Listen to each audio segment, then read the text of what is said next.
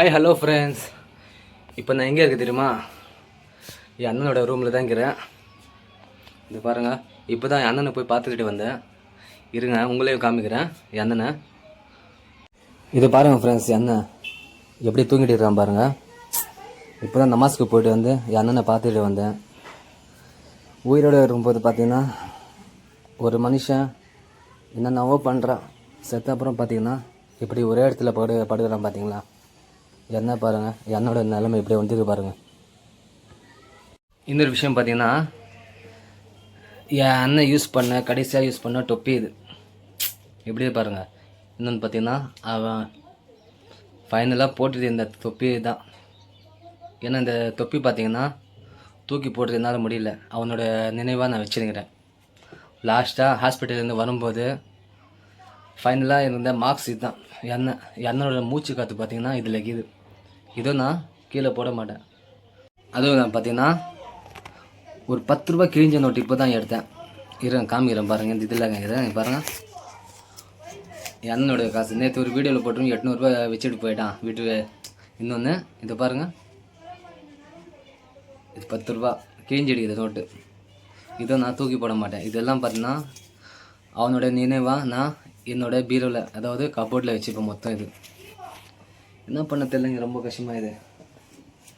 என்ன உயிரோடு இருக்கும்போது அதோட இது யாருக்கும் இப்போல்லாம் பார்த்தீங்கன்னா உயிர் இருக்கும்போது அதோட மதிப்பு தெரிய மாட்டேங்குது. ஆனால் ஏன்னா அந்த மாதிரி இல்லை, அவன் உயிரோடு இருக்கும்போது நான் எப்போ அவனை விட்டு தரல. நான் அண்ணனோட இது ஃபினிஷ் ஆச்சு, முடிஞ்சிச்சு.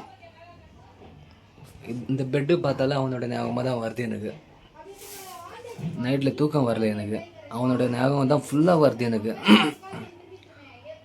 அவன் ஒரு விஷயம் எனக்கு எல்லா இடத்துலையும் சப்போர்ட் பண்ண, இது எல்லாம் அப்பப்போ எனக்கு மைண்ட்லேயே வந்து போகுது. எனக்கு சரியாக தூக்கம் வர மாட்டேங்குது. இது பாருங்கள், அண்ணனோட தொப்பி இது சொன்னல, இதை போட்டு காமிக்கிறேன். இந்த பாருங்கள், என்னோட தொப்பி. என்னாவோ இவனோட முடிவு இந்த மாதிரி ஆகும்னு நினச்சி கூட பார்க்கல. சத்தியமாக கொஞ்சம் கூட நினச்சி பார்க்கல அண்ணனோட இது அந்த மாதிரி ஆகும். அவன் சாவான்னு நினச்சி கூட பார்க்கல.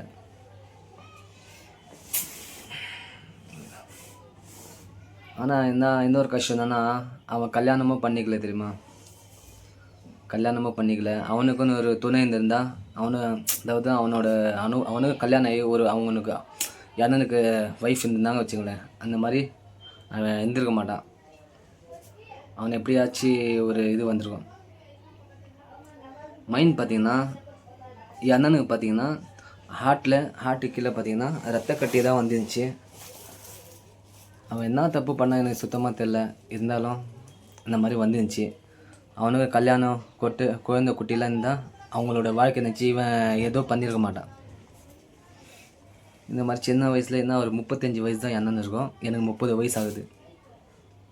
சின்ன வயசு 35 வயசு ஆகிற வயசாகுது. இப்படியே செத்துட்டான். ஆனால் என்ன சொல்ல தெரில. எல்லோரும் பார்த்தீங்கன்னா என் அண்ணனுக்காக கொஞ்சம் துவா பண்ணுங்க. அவனுக்கு சொர்க்கத்தில் இடம் தரணும் அல்ல. எல்லோரும் என் அண்ணனுக்காக துவா பண்ணுங்கள். ஓகே, பாய்.